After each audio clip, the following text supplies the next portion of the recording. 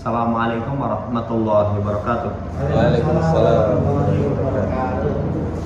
Innal hamdalillah nahmaduhu wa nasta'inuhu wa nastaghfiruh wa na'udzu billahi min shururi anfusina was sayyiati a'malina may yahdihillahu fala mudilla lahu wa may yudlilhu fala hadiya lahu wa asyhadu an la ilaha illallah wahdahu la syarika lah wa asyhadu anna Muhammadan abduhu wa rasuluh. Allahumma shalli ala Muhammad wa ala ali Muhammad. Ya ayyuhalladzina amanu taqullaha haqqa tuqatih wa la tamutunna illa wa antum muslimun. Ya ayuhan nasu taqu rabbakumul ladzi khalaqakum min nafsin wahidah wa khalaqa minha zawjaha wa batha minhuma rijalan katsiran wa nisaa'a wattaqullaha alladzi tasaaluna bihi wal arham innallaha kana 'alaikum raqibah. Ya ayyuhalladzina amanu taqullaha wa qulu qawlan sadida yuslih lakum a'malakum wa yaghfir lakum dhunubakum wa may yuti'illaha wa rasulahu faqad faza fawzan 'azima. Amma ba'd, fa inna ashdaqal hadithi kitabullah wa khairal hadi Muhammadin sallallahu alaihi wasallam wa syarrul umuri muhdatsatuha fa inna kulla muhdatsatin bid'ah wa kulla bid'atin dhalalah wa kulla dhalalatin finnar. Allah manfa'na bima 'allamtana wa 'allimna ma yanfa'una wa zidna ilma. Ma'asyiral muslimin rahimani wa rahimakumullah, melanjutkan pembacaan Syarah Al-Aqidatil Wasithiyati karya Fadilatul Syekh Dr. Shalih Fauzan hafizallahu taala. Masuk dalam pembahasan Itsbatul makri wal kaidi lillahi azza wa jalla ma yaliku bihi, ditetapkannya makar atau tipu daya bagi Allah Subhanahu wa taala ala ma yaliku bihi, sesuai dengan apa yang layak bagi Allah Subhanahu wa taala. Syaikhul Islam Taimiyah berkaitan dengan sifat makar, beliau membawakan beberapa ayat. Pertama, surat Ar-Ra'd ayat yang ke-13. Kata Allah, wa huwa syadidul mihal. Dan wa huwa itu adalah Allah Subhanahu wa taala.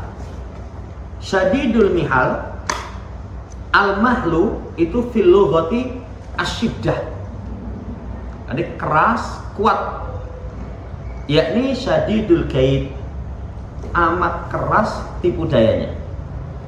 Itu makna syadidul mihal. Dibawakan ucapan az-zajjaj ketika orang Arab mengatakan mahal tuhu mahala idza qawaituhu hatta yatabayyana ayyukuma asyad. Kalau orang mengatakan mahal tuhu mahala, itu ketika aku menghadapinya, sehingga di antara keduanya itu jelas siapa yang lebih kuat. Itu namanya mihal. Berarti syadidul mihal, sangat kuat pembalasannya. Kemudian Ibnul Arabi itu mengatakan al-mihal itu al-makru, makar. Allah Subhanahu wa taala syadidul makri syadidul kaid, maha kuat pembalasan makarnya, maha kuat pembalasan tipu dayanya. Ini penjelasan tentang jamaah cermati wa huwa syadidul mihal.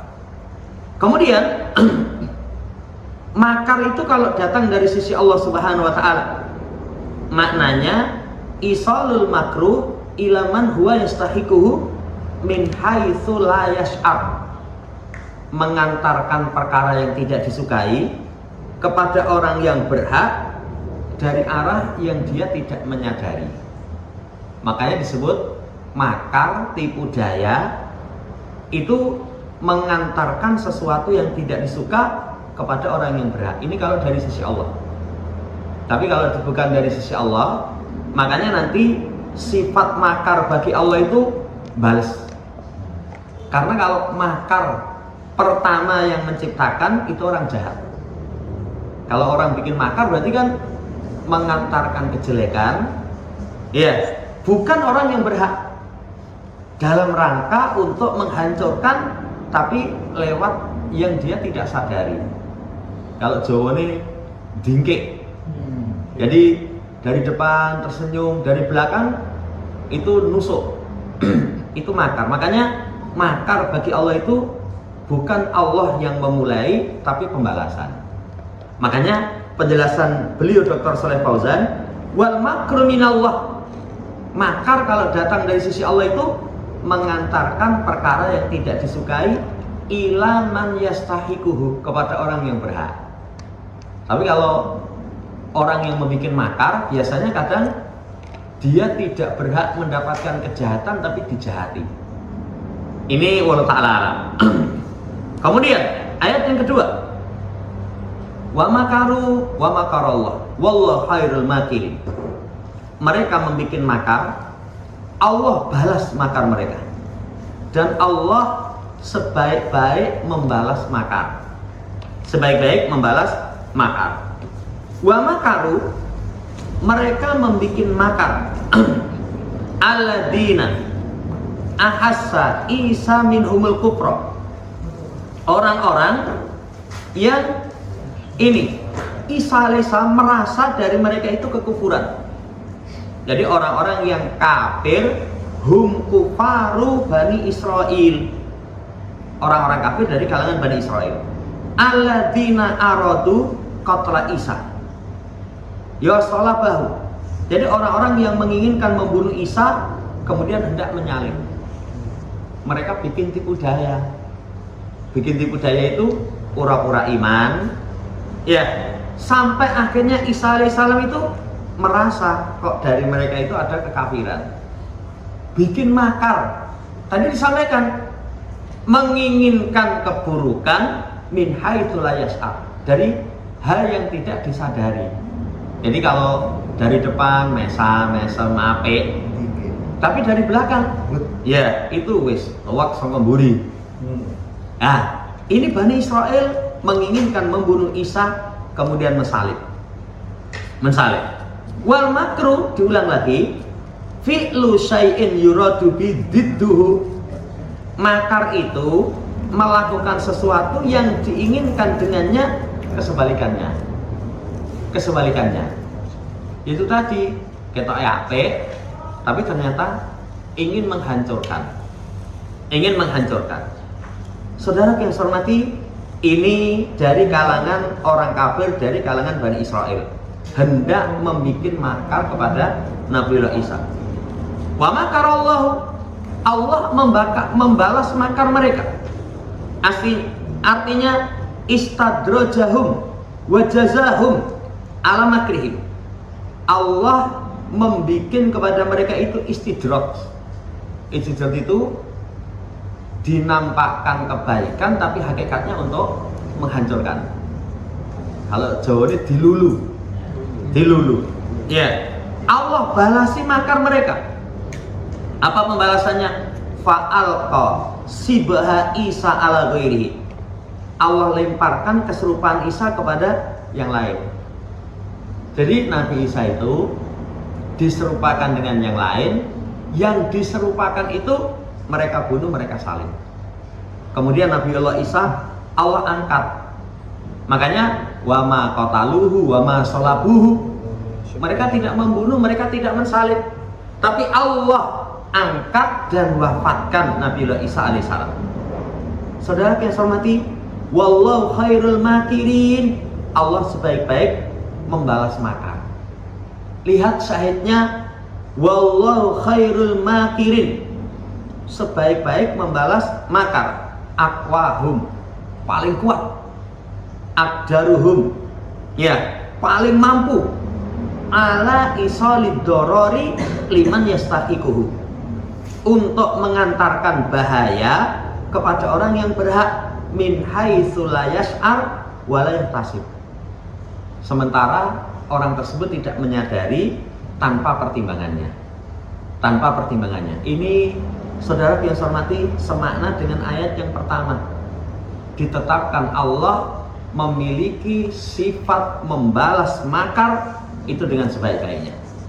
Yang kedua, seperti yang kita sampaikan, sifat makar bagi Allah itu bukan yang memulai.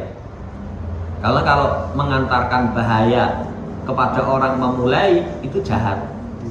Tapi kalau membalas kejahatan orang dari arah yang mereka tidak sadari, itu menunjukkan kehebatan. Menunjukkan kehebatan. Urusan dunia saja kan begitu. Ada orang itu hendak menghancurkan orang, tapi dia sendiri dibalas dengan dihancurkan. Kan banyak, apalagi kalau model-model politik itu, wah, ada intrik katanya. Itu kadang seperti itu. Nanti pinter-pinteran. Kalau bahasa orang licik-licikan. Ya, Allah Subhanahu wa taala Maha mampu membalas makar orang yang jahat. Kalau ini saudara yang saya hormati tertancap dalam hati kita, kita semakin kuat sandarannya kepada Allah. Saya pernah itu dulu sama guru itu diceritain ketika meneliti tentang program pemurtatan. Wah, masya Allah, itu program pemurtatan itu kalau kita mikir itu wah, genah kalah.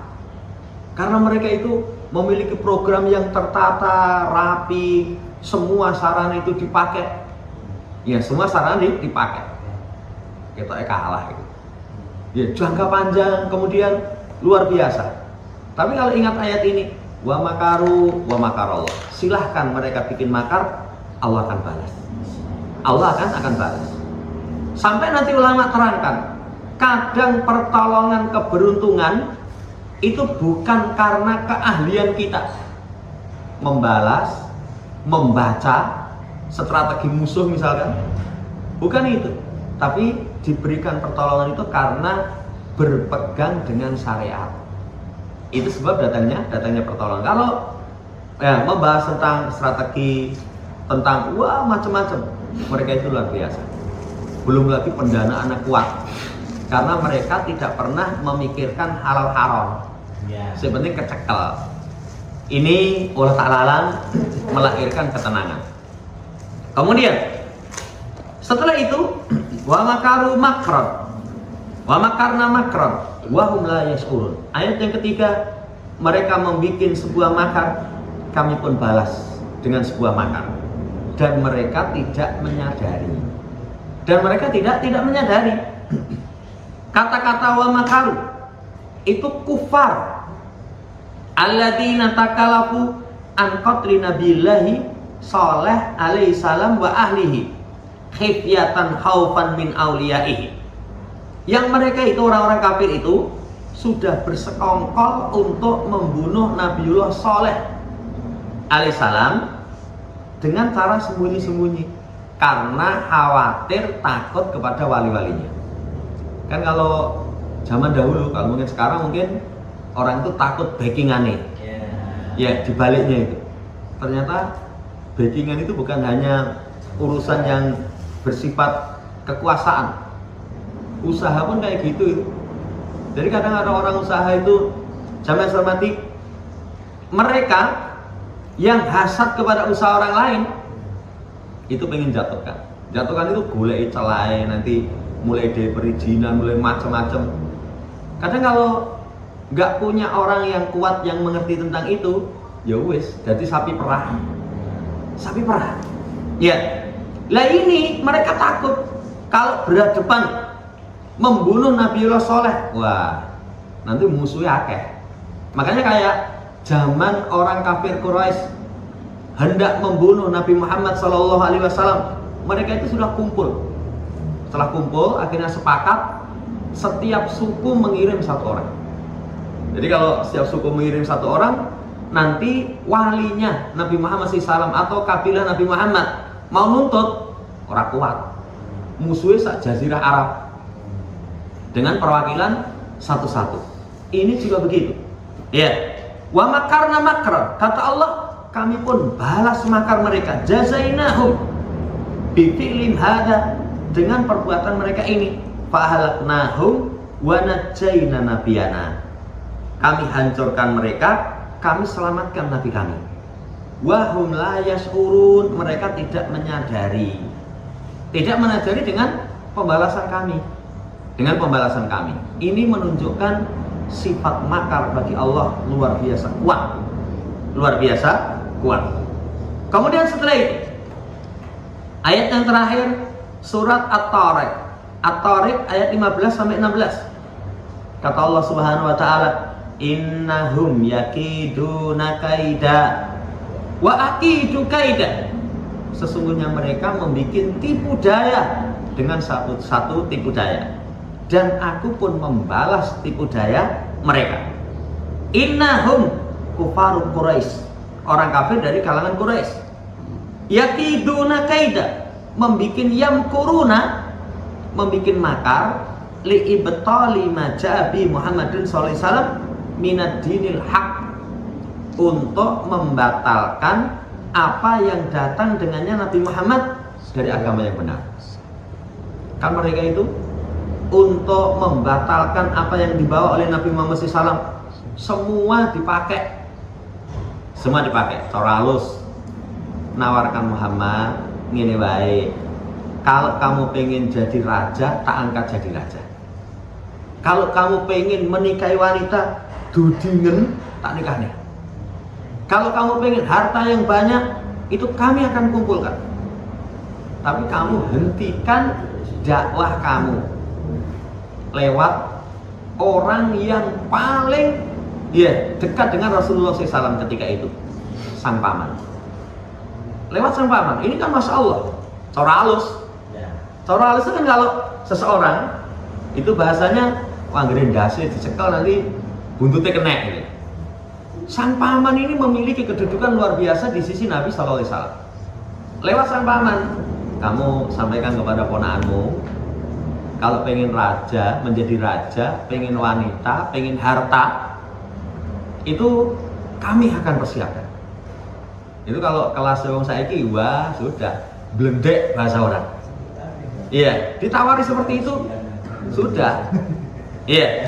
Tapi Rasul sallallahu alaihi wasallam itu tidak digrek bahasa orang. Sampai kata Nabi kepada pamannya, wahai pamanku, kalau matahari ditaruh di tangan kananku, bulan ditaruh di tangan kiriku, aku tidak akan menghentikan apa yang merupakan kewajibanku untuk menyampaikan risalah.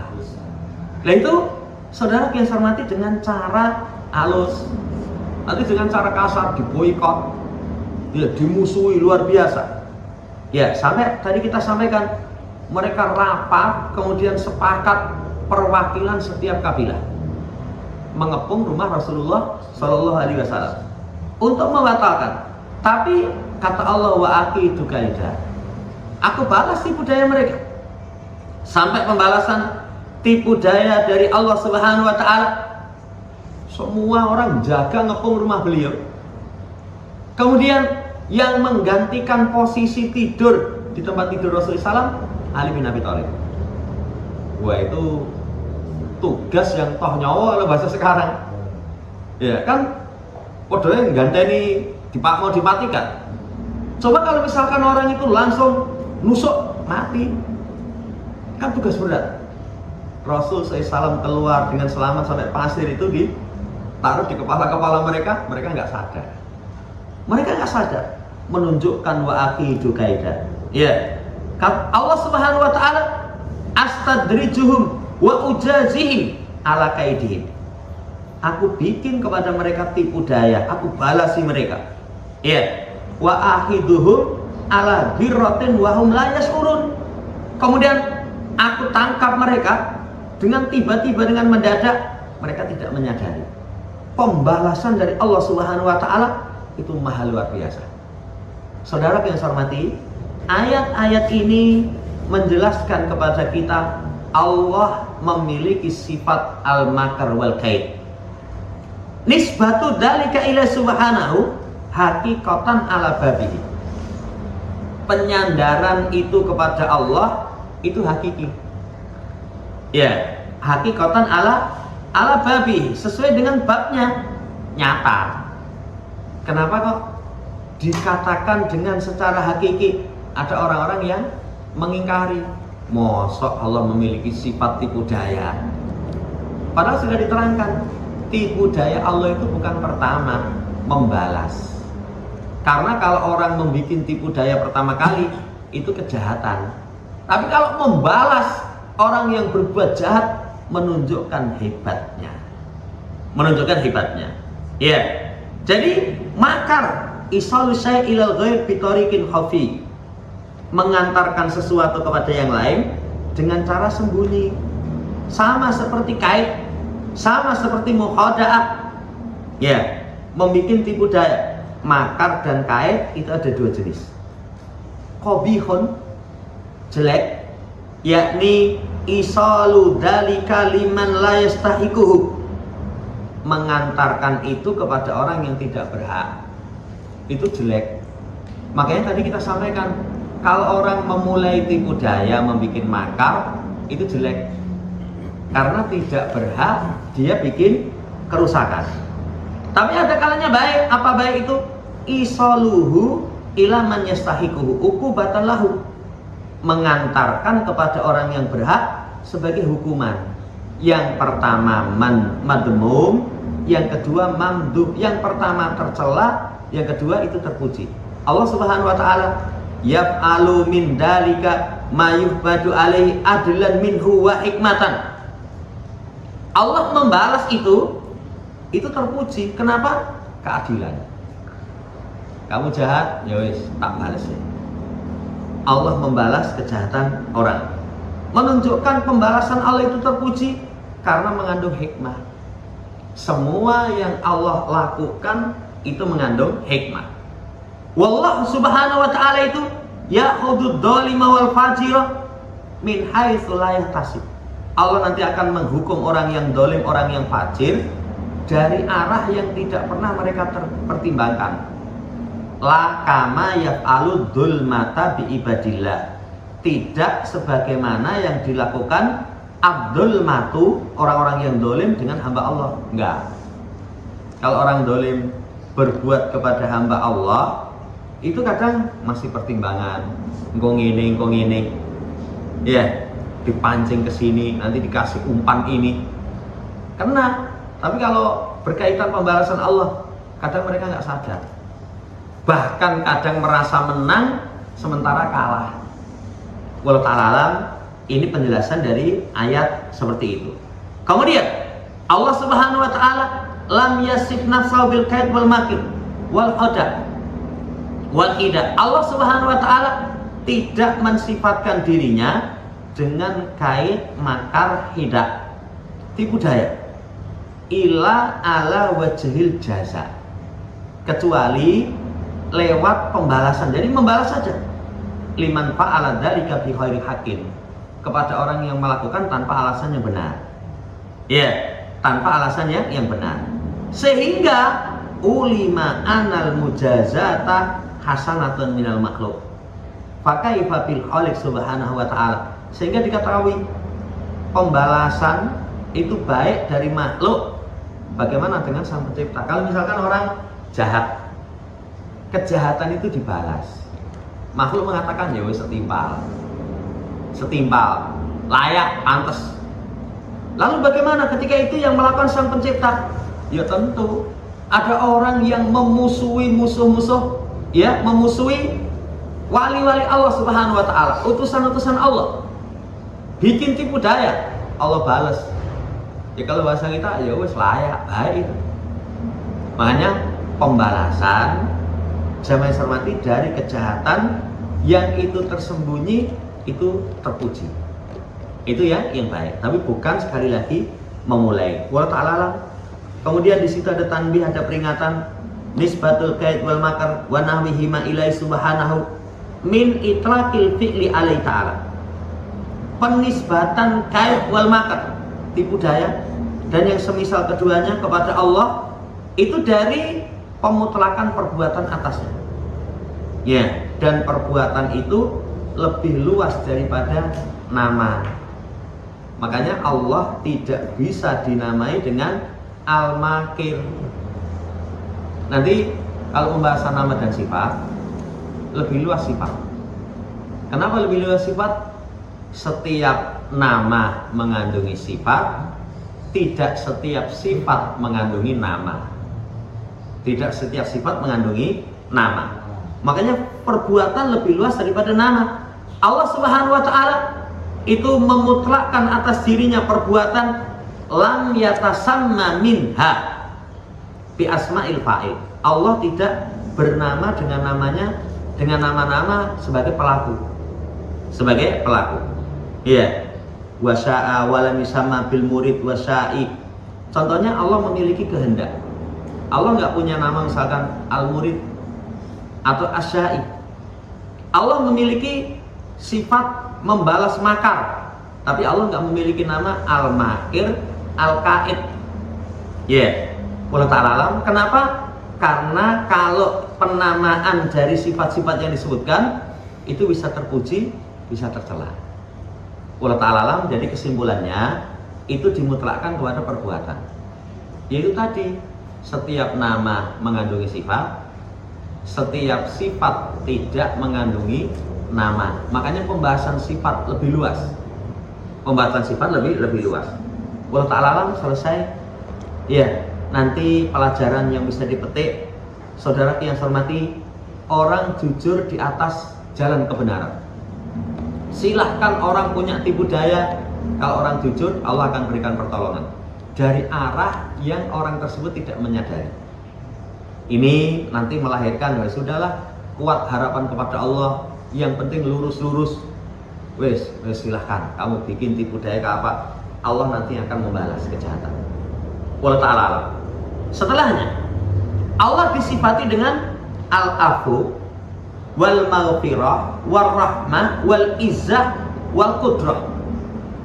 Allah mensifati dirinya dengan al-afu, pemaaf. Maaf ini tingkatan paling tinggi dari penghapusan dosa. Kan dosa itu sebenarnya tiga ini memiliki makna yang sama. Af, maghfirah, rahmat. Itu memiliki makna yang sama. Tapi nanti satu kali itu memiliki makna yang berbeda. Kalau kemaafan itu sudah dihapus. Makanya orang itu kalau mendapatkan kemaafan di sisi Allah, nggak ada catatan malaikat. Kemudian tidak ada dampak maksiat keburukannya di dunia. Di akhirat sudah tidak dimintai tanggung jawab. Itu af. Kalau maghfirah itu ditutup di dunia. Catatan malaikat masih ada. Pertanggungan jawab di akhirat masih. Cuman nanti akhirnya juga Allah berikan hapus kesalahannya. Rahmat juga begitu. Rahmat itu nanti bisa diampunkan dosa yang telah lewat. Atau rahmat itu bisa maknanya husulul matlub, mendapatkan apa yang dicari. Makanya kalau para ulama menjelaskan penjelasan dari kalimat Syekh Muhammad bin Abdul Wahab, itu di kitab-kitab itu sering beliau doakan, I'lam rahimakallah, ketahuilah semoga Allah merahmatimu. Kenapa kok sebelum menyampaikan ilmu didoakan untuk rahmat? Karena ilmu itu cahaya. Cahaya itu tidak akan bisa masuk kepada orang yang maksiat. Sulit nanti nyantol. Lah didoakan mendapatkan rahmat, kesalahan diampuni supaya nanti ilmunya bisa nyambung. Makna yang kedua, rahmat itu husulul matlub, mendapatkan apa yang dituntut. Didoakan mendapatkan rahmat, ngaji nih nyantol. Ini tiga ini. Tapi kalau dua, al-izzah wal qudrah, itu memiliki makna yang sama, kemuliaan, kemudian kekuatan. Dibawakan yang pertama, intubadu khairan au tufuhu au taqfu ansu fa innallaha kana afuwan qadira. Kalau kalian nampakkan kebaikan, atau kalian sembunyikan, atau kalian maafkan satu kejelekan, Allah afuwan qadira.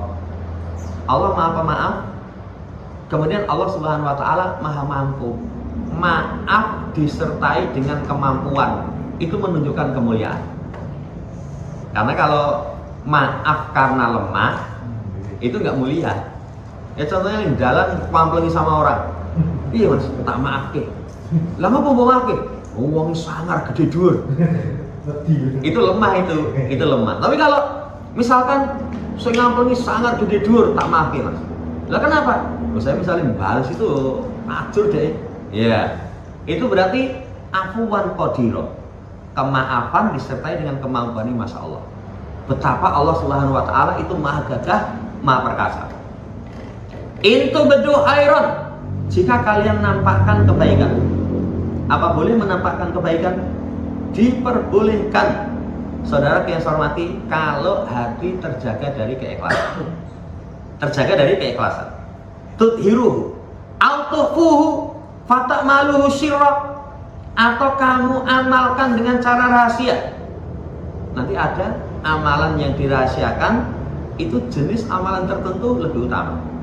Kayak amalan sunnah, itu lebih utama dirahasiakan. Makanya infak wajib ketok. Kalau infak wajib kan zakat, itu kelihatan. Tapi kalau infak sunnah, la ta'lamu shimaluhu mayunfiqu yaminuhu. Tangan kiri tidak tahu apa yang diinfakkan tangan kanan. Makanya kalau sholat wajib, jamaah ke masjid. Tapi kalau sholat sunnah, sholat itu utamanya di rumah, kecuali yang wajib. Itu lebih utama dirahasiakan. Kalau jamaah hormati, nanti diperluas seperti puasa wajib, itu ketok.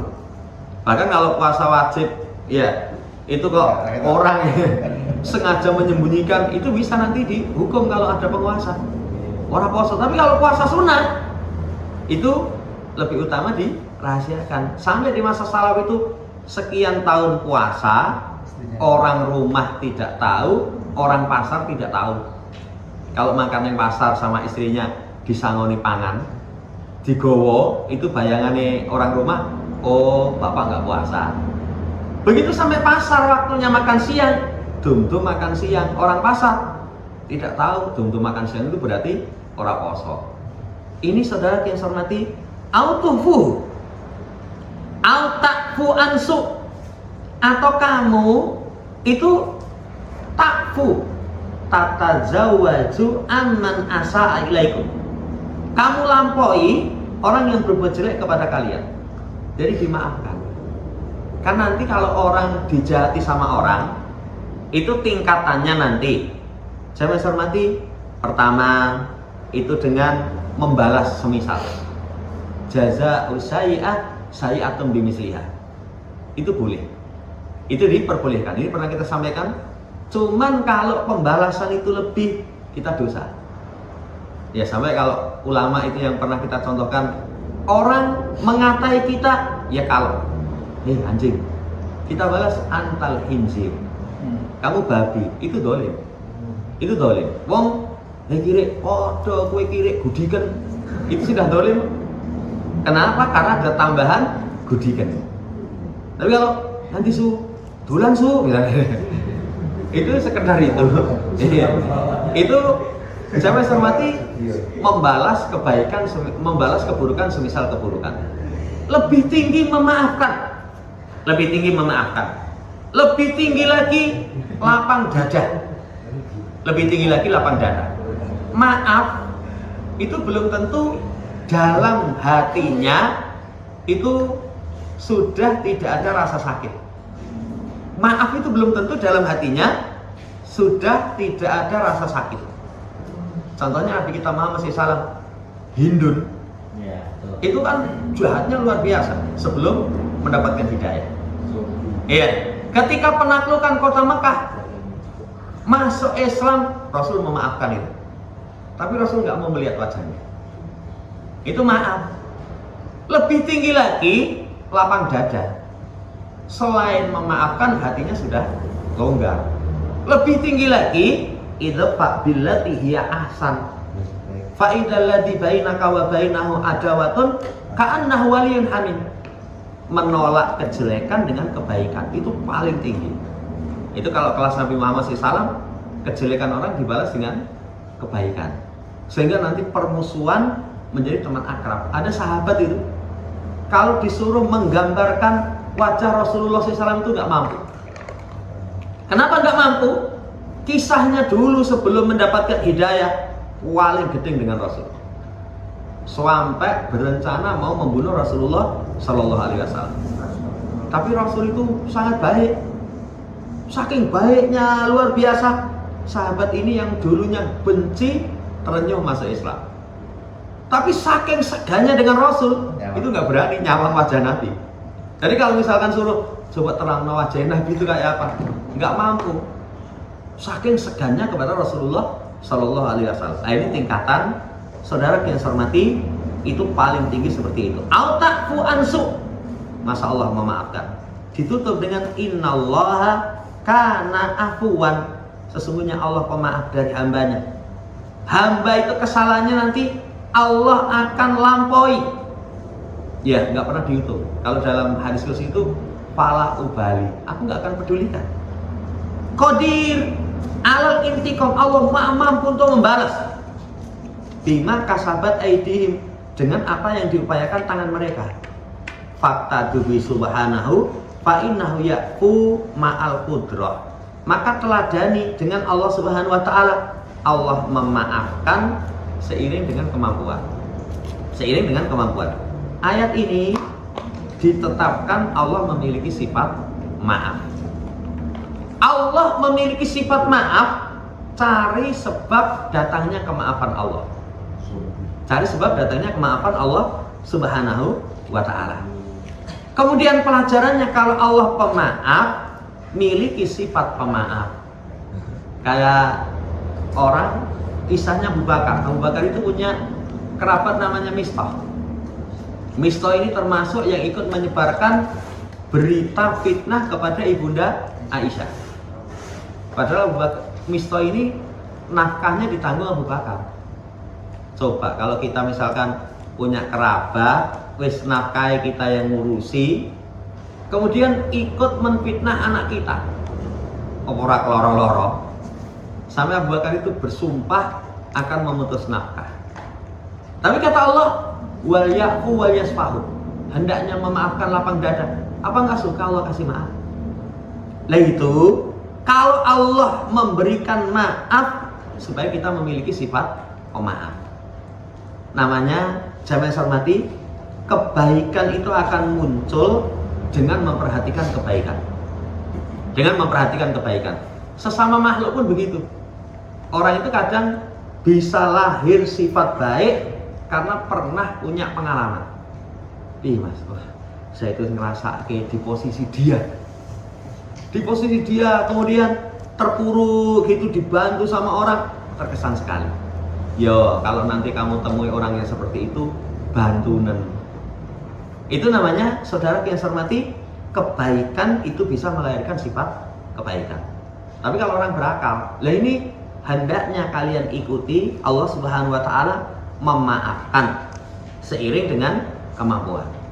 Tapi jangan dibahasakan sifati dengan sifat Allah.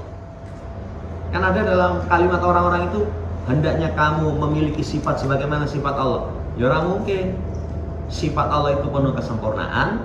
Kalau sifat makhluk sempurna terbatas pada makhluk. Wallahu ta'ala. Wal ya'fu, setelahnya. Wal yasfahu. Ala tuhibbuna ayyafirallahu lakum wallahu ghafurur rahim. Ini yang kita singgung tadi. Hendaknya memaafkan. Ya, ditutupi, kemudian dilampaui orang-orang yang punya keutamaan dan kelapangan yang disebutkan di awal ayat. Ini kisah Abu Bakar Siddiq. Kemudian wa yasfahu, hendaknya lapang dada, berpaling dari orang yang jahat. Wal ikmadu an jinayatihi, kemudian menutup mata dari kejahatannya. Dari kejahatannya. Ala tuhibbuna ayyafirallahu lakum, apa enggak suka Allah memberikan ampunan bagi kalian dengan sebab kemaafan kalian, lapang dada kalian kepada orang yang jelek, itu Allah akan memberikan kepada kalian ampunan. Dan Allah Ghafurur Rahim, Katsirul Maghfirah, banyak ampunannya, Katsirur Rahmah, banyak kasih sayangnya. Dalam ayat ini ditetapkan Allah memiliki sifat maghfirah, memiliki sifat rahmat. Kalau Allah memiliki sifat maghfirah, jangan putus asa. Walaupun dosanya banyak. Kan penyakit orang yang dosanya banyak mutung. Sama penyakit orang yang amalannya banyak, itu aman dari makar Allah. Itu dua gangguan. Kalau gangguannya orang yang baik, itu nanti ujub. Tapi kalau gangguannya orang yang jelek, mutung. Ayo Kang sholat, dosaku wis kakean. Sisan tak gelekne sisan. Polnya sisan, itu mutung. Tapi kalau gangguannya orang yang jelek, itu ujub. Lebih rokok, seorang mungkin, aku seorang mungkin rokok itu jauh, merasa baik. Nah ini makar syaitan. Ya, jangan hormati, kalau Allah banyak ampunan, itu menumbuhkan sifat tidak putus asa dari rahmat Allah. Maha luas rahmatnya. Bahkan nanti diterangkan rahmat Allah itu mengalahkan murkanya. Misalnya orang itu wah luar biasa maksiat, itu kalau mau tobat, Allah kasih tobat itu. Allah kasih tobat. Sampai kisah matinya Fir'aun. Itu kalau dalam sirah, begitu Fir'aun mengucapkan, kan ketika tenggelam itu kalimatnya luar biasa. Amantu annahu la ilaha illalladzi amanat bi banu Israil wa ana minal muslimin. 3 kata. Aku iman, la ilaha illallah, aku muslim. Itu dalam riwayat sama malaikat Jibril itu cangkeme Fir'aun itu tidak. Kenapa? Karena khawatir rahmat Allah mengalahkan murkanya. Zaman urip kurang ajar kayak gitu, mati ya sakaratul maut, turun azab, itu ngomong seperti itu. Harap nanti malaikat Jibril khawatir kalau rahmat Allah mengalahkan murka, akhirnya dimaafkan. Ya, jangan hormati Allah Rahim, Katsirur Rahmah, maha luas kasih sayangnya. Makanya kalau maha luas kasih sayangnya, apapun yang kita harapkan berkaitan dengan kasih sayang, minta sama Allah. Saya itu terkesan pelajaran Dzulhijjah kemarin. Ibrahim itu senjata andalannya doa. Coba silakan bacain. Nggak punya keturunan, doa. Meninggalkan keturunan, doa. Ngerintis kota Mekah, doa. Kita sering lupa itu. Kalau doa itu ternyata luar biasa dampaknya. Allah maha luas rahmatnya. Ini penyemangat bagi kita. Ya, kalau diperluas, dalam ayat ini ada pelajaran. Saudara yang saya hormati, salah satu sebab seseorang memiliki sifat pemaaf itu mengharapkan kemaafan di sisi Allah. Mengharapkan kemaafan di sisi Allah Subhanahu wa ta'ala. Kamu senang dimaafkan oleh Allah? Senang, ya maaf orang. Kasih maaf kepada orang. Wa ta'ala. Setelahnya, walillahi izzatu wali rasulih, milik Allah kemuliaan dan untuk Rasulnya. Surat Al-Munafiqun. Ini bantahan kepada orang munafik ketika mereka menganggap izzah lahum alal mu'minin, kemuliaan itu milik mereka atas orang yang beriman. Apalagi tokohnya Abdullah bin Ubay bin Salul. Ketika perang itu ngomong, nanti kalau kita kembali ke kota Madinah, itu yang mulia akan mengusir yang hina. Yang mulia itu dirinya, yang hina itu Rasulullah SAW. Menurut dia, anaknya Abdullah bin Ubay bin Salul. Jadi bapaknya jenenge Abdullah, anaknya jenenge Abdullah. Itu yang kene yo, wah jadi masalah. Saya pernah itu dulu di Solo punya teman. Neng Solo itu terkenalnya jenenge Pak Wiro atau siapa itu. Nah itu ternyata nama bapaknya. Nah saya pas dolan gone neng gunung ya asik gitu. Sampai sana neng dalan itu Pak Wiro sing metu pake. Sing metu pake. Karena kalau anak bernama dengan bapak itu kan kalau tempat kita Ya nggak layak. Nggak layak. Tapi kalau zaman dahulu biasa. Abdullah si anaknya ini mukmin dengan keimanan yang sempurna. Dengan keimanannya yang sempurna. Begitu mendengar munafik tokoh ngomong seperti itu, si anak ini Rasul kasih izin, aku akan penggal kepalanya. Aku geli gulune bapak. Kata Nabi, jangan selama masih bersama dengan kita. Itu menunjukkan bapak dengan anak itu kalau akidah beda, itu tetap putus dalam perkara berkaitan dengan syariat.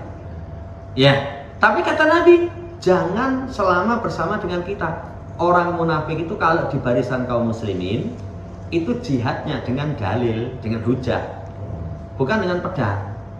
Bukan dengan pedang. Akhirnya nggak jadi. Cuman sama Abdullah ini dicegat di perbatasan kota Madinah.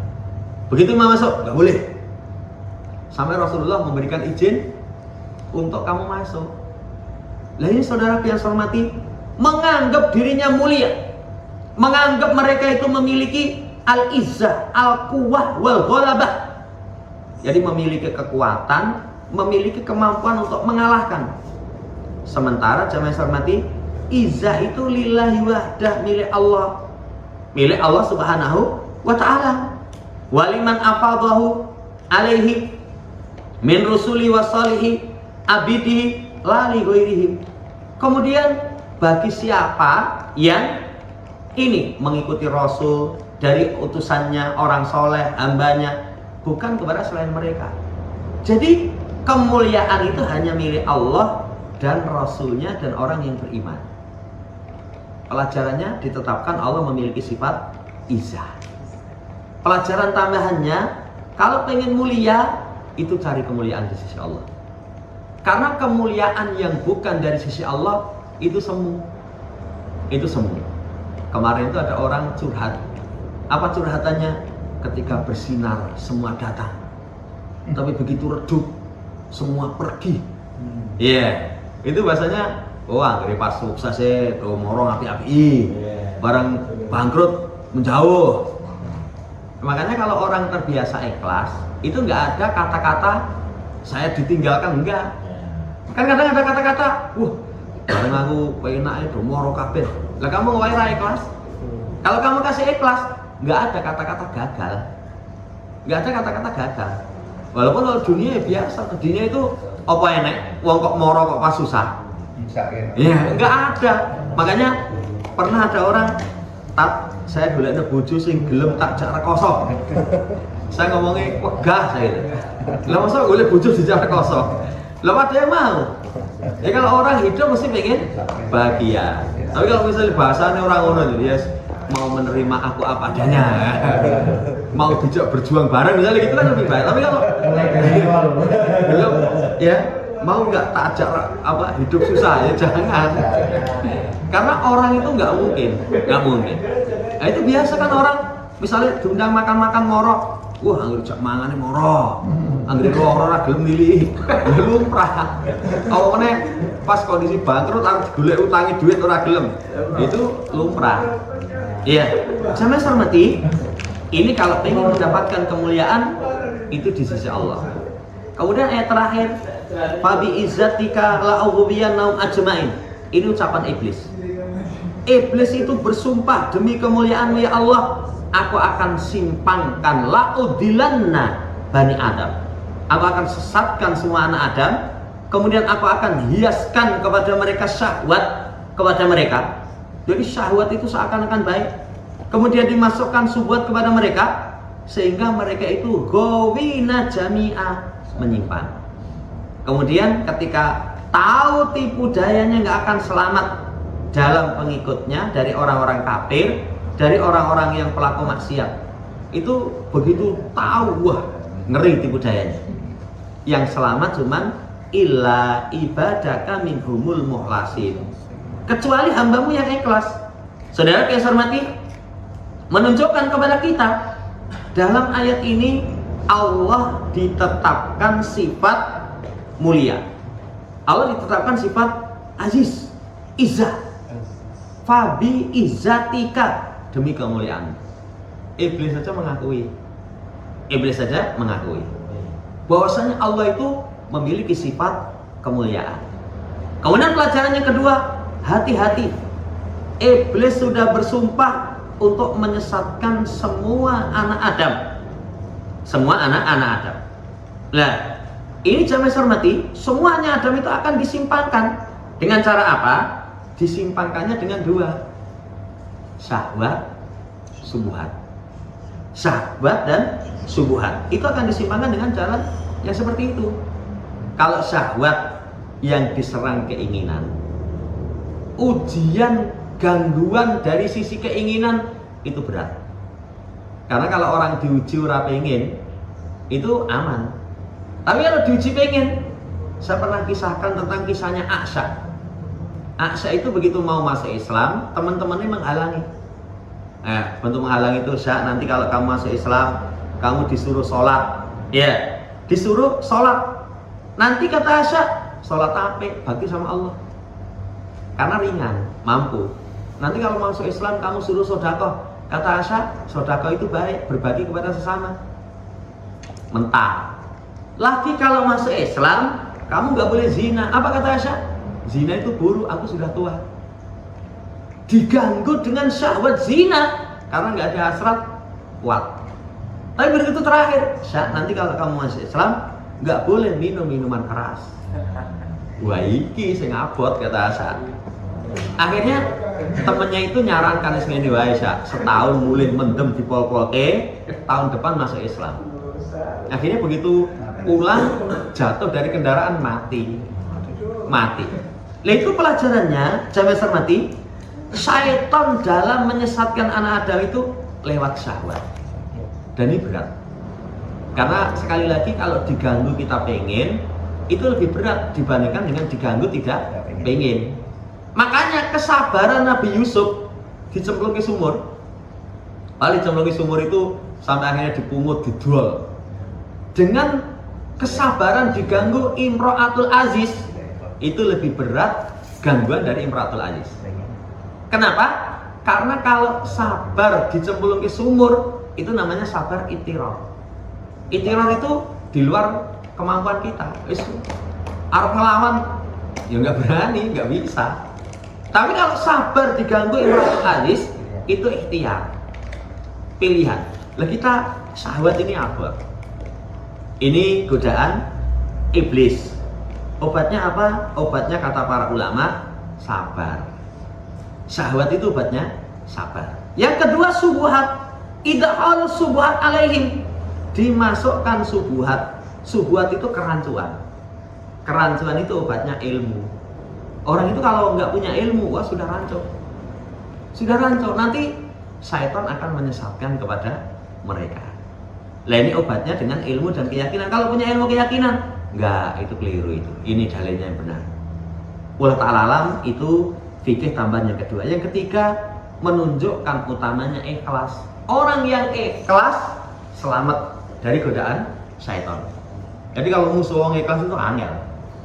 Digoda dengan syahwat, orang ikhlas dia nggak akan kepengaruh. Digoda dengan subuhat, keikhlasannya itu mengantarkan Allah berikan petunjuk. Ini menunjukkan pentingnya ikhlas. Syahid dari ayat, Allah memiliki sifat al-afu, qudrah, maghfirah, rahmat, izah. Dan itu sifatu kamal, sifat kesempurnaan taliqu bihi, yang sesuai dengan Allah Subhanahu wa ta'ala. Wallahu ta'ala. Sampai sini yang bisa kita baca, insyaallah nanti lanjut pada al-isbatul ismillah wa nafyul misal. Ditetapkan nama bagi Allah, kemudian dinafikan keserupaan. Allah nggak serupa. Wallahu ta'ala. Demikian. Sebelum ditutup barangkali yang ditanyakan.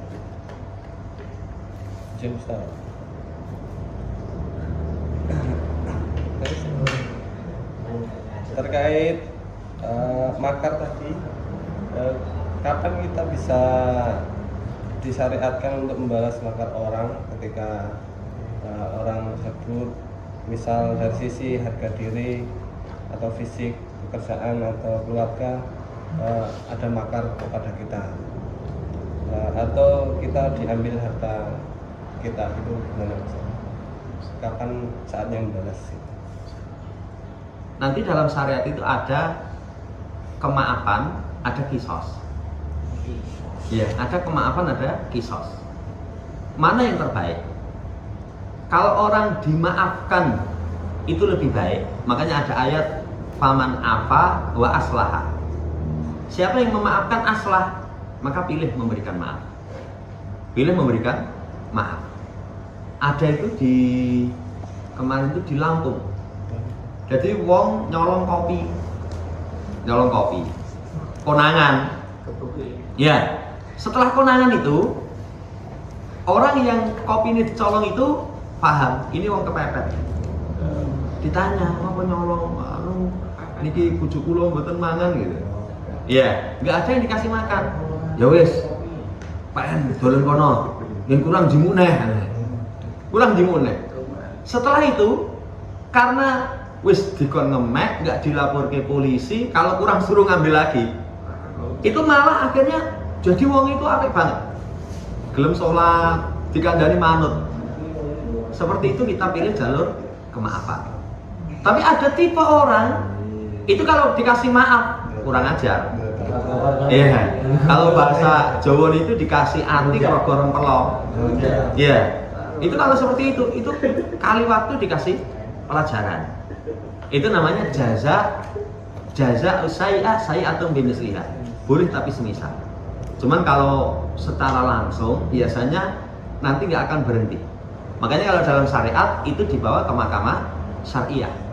Baru nanti kalau dibawa ke mahkamah syariah bisa pembalasannya semisal. Nah itu pertimbangannya seperti itu. Ya, kadang ada orang-orang tertentu maaf itu lebih baik. Tapi ada orang tertentu itu dengan apa diberikan pelajaran lebih menjadi lebih baik. Wallahu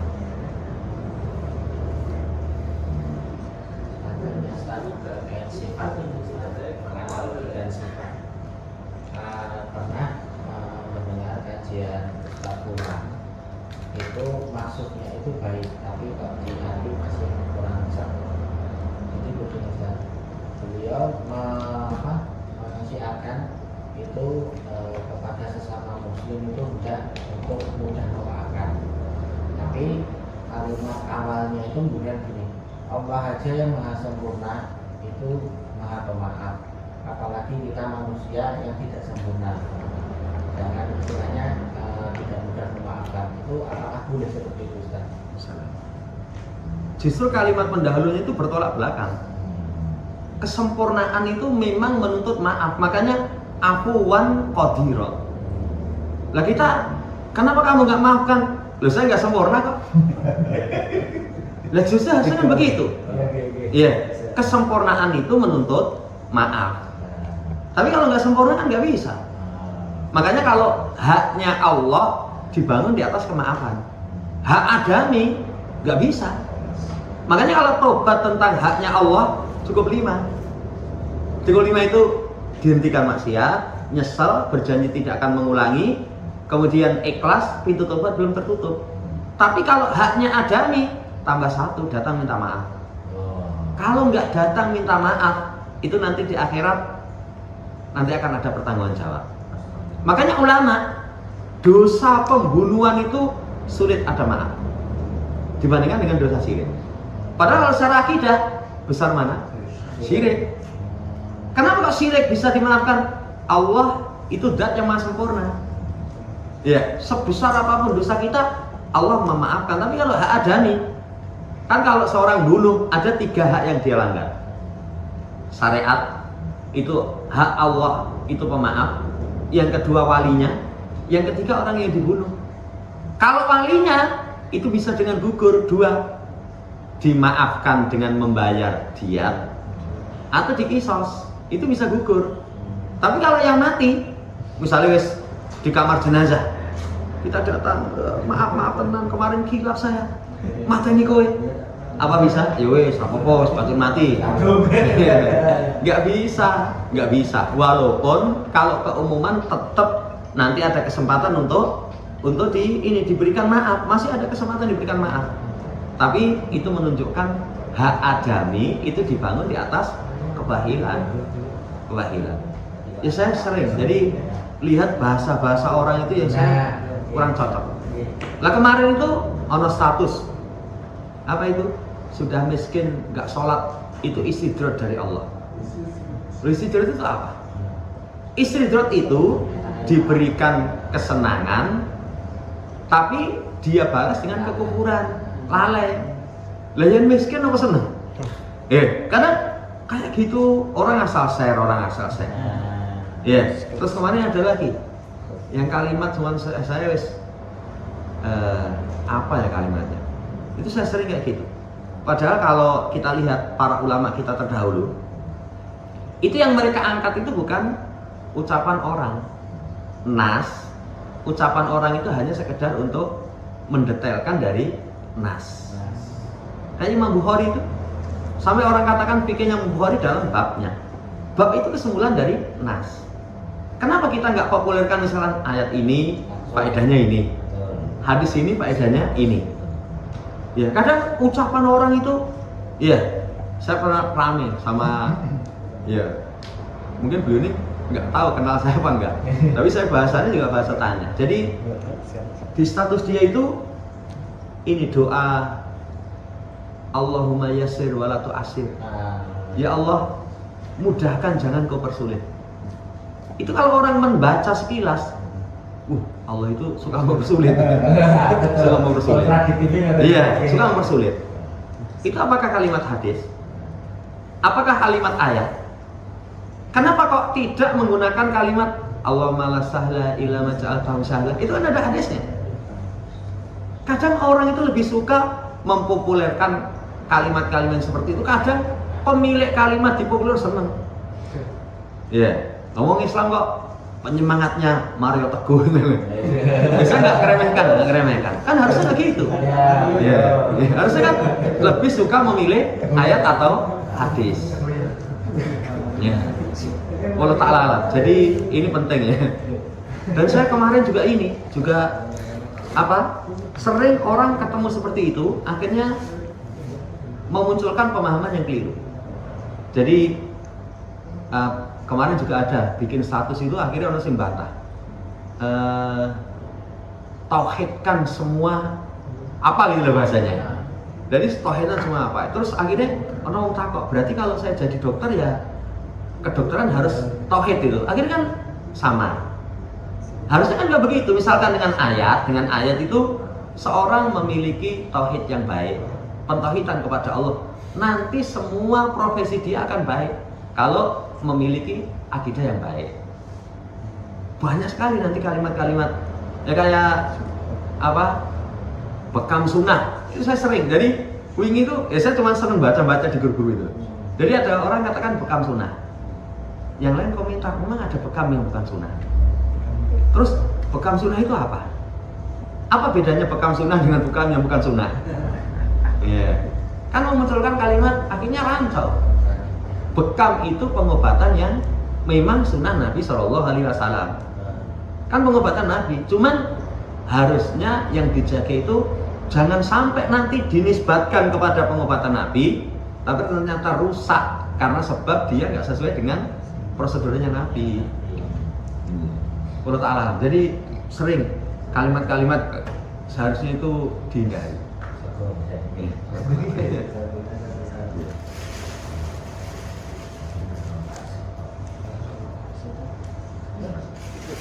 Cukup? Mungkin itu yang bisa kita sampaikan. Kurang lebihnya mohon dimaafkan. Subhanakallahumma wa bihamdika asyhadu an la ilaha illa anta astaghfiruka wa atubu ilaik. Assalamualaikum warahmatullahi wabarakatuh. Waalaikumsalam.